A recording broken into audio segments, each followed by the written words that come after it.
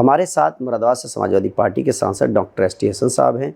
हसन साहब, प्रधानमंत्री नरेंद्र मोदी का जो ये बयान है कि कांग्रेस के मैनिफेस्टो को लेकर के कि अगर उनकी सरकार आई तो उन्होंने जब उनकी सरकार थी ये कहा था कि मुसलमानों का हक है इस देश की संपत्ति पे पहला, और जो और महिलाओं के जो जेवर है जेवरात हैं उसको जो है ज़्यादा बच्चों वालों में बांट देंगे अगर इनकी सरकार आई। इस बयान को प्रधानमंत्री जी के आप किस तरह से देखते हैं? देखिए, प्रधानमंत्री हम सबके प्रधानमंत्री हैं। मैं भी एज ए प्रधानमंत्री उनकी बहुत इज्जत करता हूँ जी, लेकिन आज उन्होंने दिल तोड़ने वाली बात कह दी। प्रधानमंत्री को ऐसे बयान शोभा नहीं देती। प्रधानमंत्री जी ने सनातन का भी अपमान करा है, जो वासुदेव कुटुंबकम के फंडामेंटल पे आगे बढ़ रहा है। कब तक हिंदू मुसलमान करते रहोगे? कब तक इस देश को बांटते रहोगे? आबादियों में नफरतें पैदा करते रहोगे?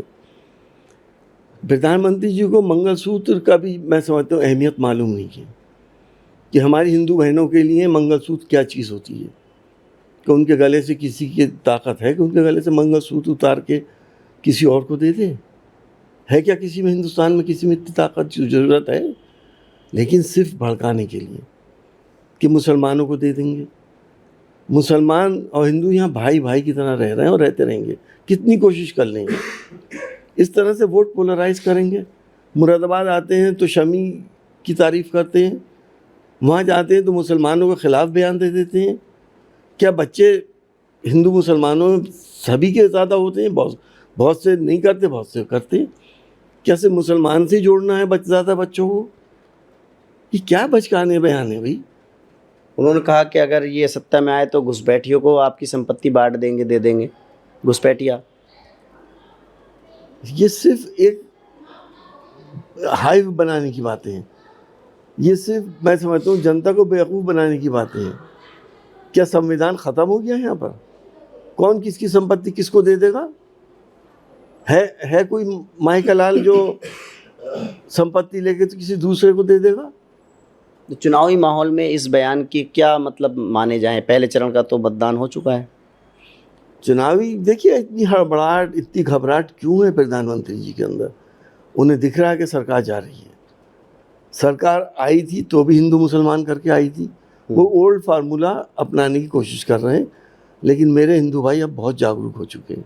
तो मतलब आपको लगता है कि जो हिंदू महिलाएं हैं उनके मंगलसूत्र या उनके जेवरात को कहा तो ये अपमान है महिलाओं का?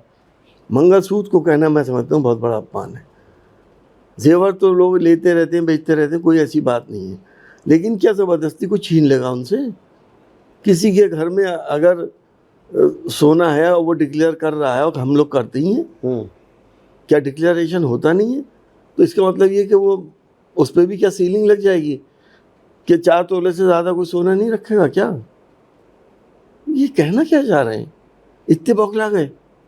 अभी तो पहले चरण का ही तो हुआ है, दूसरे में क्या हालत होगी? सोचने की बात है।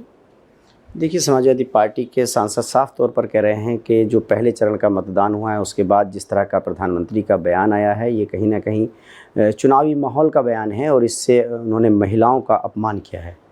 Ubaidur Rahman, ABP news network, Moradabad.